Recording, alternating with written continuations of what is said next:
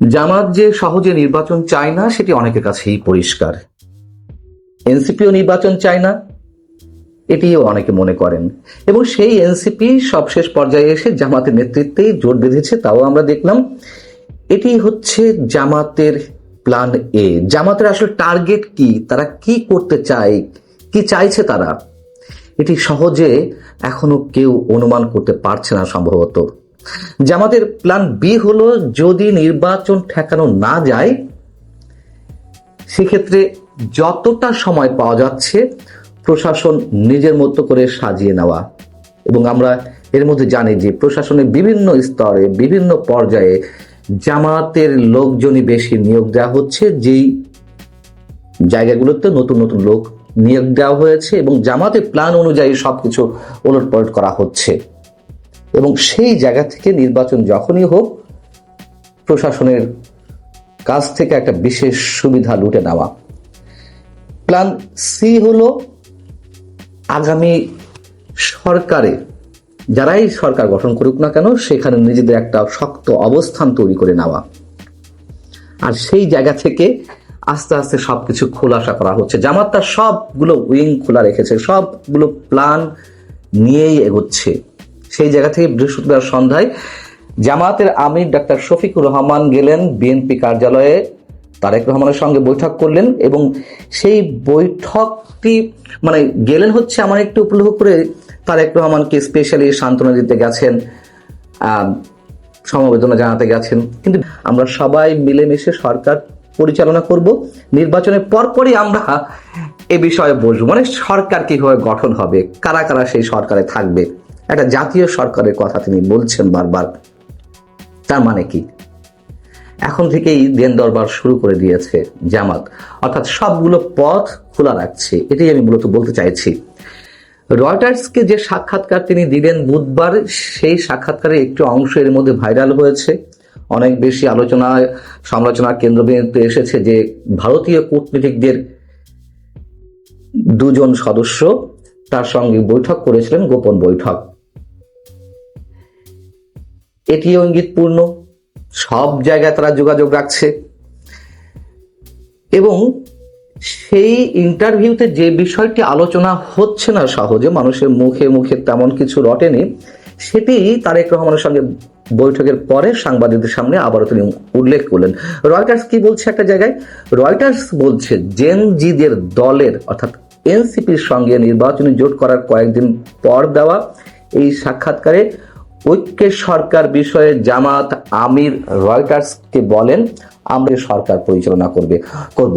অর্থাৎ জামাতের অংশদায়িত্ব না থাকলে সেই সরকার স্থিরশীল থাকবে না, এমন একটি সিগন্যাল আগে থেকেই জামাতের পক্ষ দিয়ে রাখা হচ্ছে জামাতের পক্ষ থেকে। এখন 12ই ফেব্রুয়ারি যে নির্বাচনের তারিখটি রয়েছে তফসিল অনুযায়ী, সেই তারিখে যদি সত্যি সত্যি নির্বাচন হয়, আমার ধারণা, আগে যে ধারণাটা সবারই রয়েছে যে বিএনপি একক নিরঙ্কুশ সংখ্যাগরিষ্ঠতা নিয়ে সরকার গঠন করবে। কিন্তু আমার কেন যেন মনে হয় যে এখানে বিএনপির একক সংখ্যাগরিষ্ঠতা পাওয়ার বিষয়টি অনেক চ্যালেঞ্জিং হয়ে পড়ছে অনেক দিক থেকে। যে কোনো কৌশলে, যে কোনো মার প্যাচের কারণে বিএনপি হয়তো 130 থেকে 40টা সিট পাবে, একটা ঝুলন্ত পার্লামেন্ট হবে এবং জামাতকে নিয়েই সম্ভবত একটা সরকার গঠন করা হতে পারে। আমরা টাইপের সরকার, অর্থাৎ আওয়ামী লীগের সময় যে ধরনের সরকার ছিল, জাতীয় পার্টি সরকারেও ছিল, বিরোধী দলেও ছিল, সব নিজেরা। রয়টার্সকে দেওয়া সাক্ষাৎকারে জামাতের আমির বলছিলেন যে জামাতকে নিয়ে কোনো সরকার গঠিত হলে সেই সরকার রাষ্ট্রপতি শাহাবুদ্দিনকে নিয়ে স্বস্তি বোধ করবে না।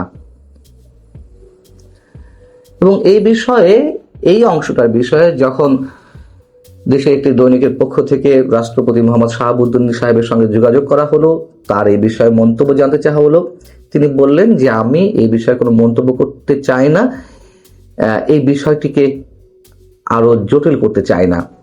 এর আগে চলতি মাসের শুরুর দিকে যখন নির্বাচনের তফসিলটি ঘোষণা হলো,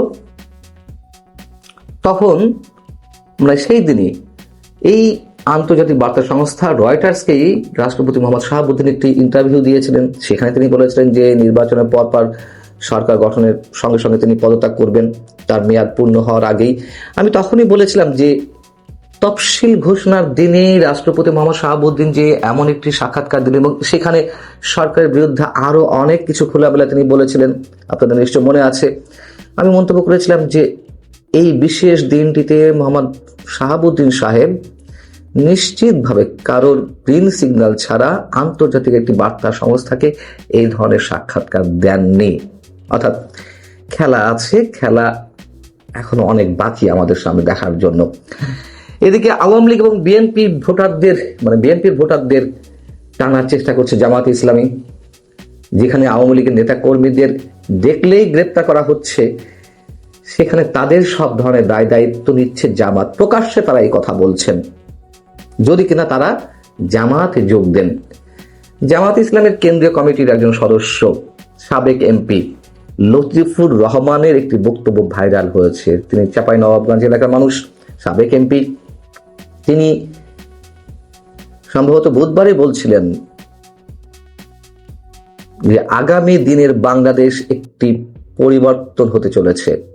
আমাদের দলে আপনারা আওয়ামী লীগ থেকে আসবেন, আপনাদের সব দায় দায়িত্ব আমরা নেব, জেলখানা, নবাবগঞ্জ থানা, যে কোনো দায় দায়িত্ব আমরা নেব ইনশাআল্লাহ।